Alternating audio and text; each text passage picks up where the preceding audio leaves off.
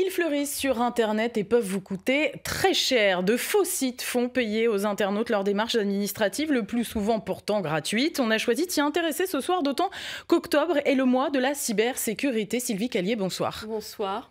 Alors Émilie, payer 50 € pour recevoir un formulaire CERFA gratuit, on a vraiment l'impression d'être pris pour des pigeons.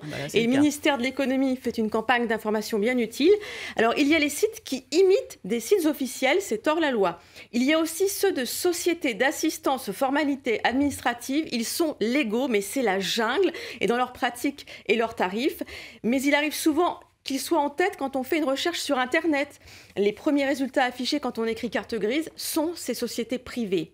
Alors pour être certain d'être sur un site officiel, il faut bien lire l'adresse en haut de la page. Si elle se termine par .org, .com, .net, eh bien vous n'êtes pas sur un site de l'administration française. L'adresse doit se terminer par .gouv.fr, mais il faut vraiment regarder attentivement toute l'adresse.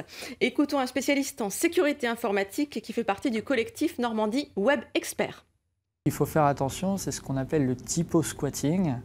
Donc là, par exemple, au lieu d'avoir gouv.fr, on va avoir gouv, mais g0uv.fr. Donc ça ressemble au niveau de l'adresse, mais ce n'est pas gouv.fr. Voilà.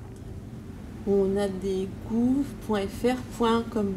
Aussi, il faut faire attention. En fait, quand on parle de gouv.fr, derrière, il ne faut pas qu'il y ait d'autres textes. C'est-à-dire si on commence à avoir gouv.fr, .machin, .bidule, .com, on n'est pas sur le bon site. Il faut vraiment que ça soit gouv.fr et souvent on a un slash derrière qui vient terminer le domaine.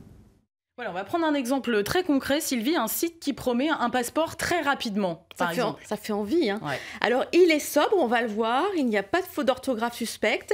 Les avis des clients, cependant, sont absolument négatifs. Ils parlent d'arnaque. L'adresse, elle se termine par .org. Donc, attention. Et en poussant les recherches, c'est-à-dire en copiant l'adresse sur un site de localisation qu'on appelle IP, on découvre que le site est hébergé sur un serveur en Arizona. Oui, c'est un peu loin. Alors, on va terminer par une bonne adresse, service-public.fr, un site qui rassemble les liens pour toutes les démarches administratives et aussi une ligne téléphonique pour être aidé en cas d'escroquerie. Nous l'avons testé ce matin. C'est le 0805 805 817. Merci, .gouv.fr, bien sûr. Évidemment, évidemment. Merci beaucoup, Sylvie, pour toutes ces précisions. Là, c'est sûr.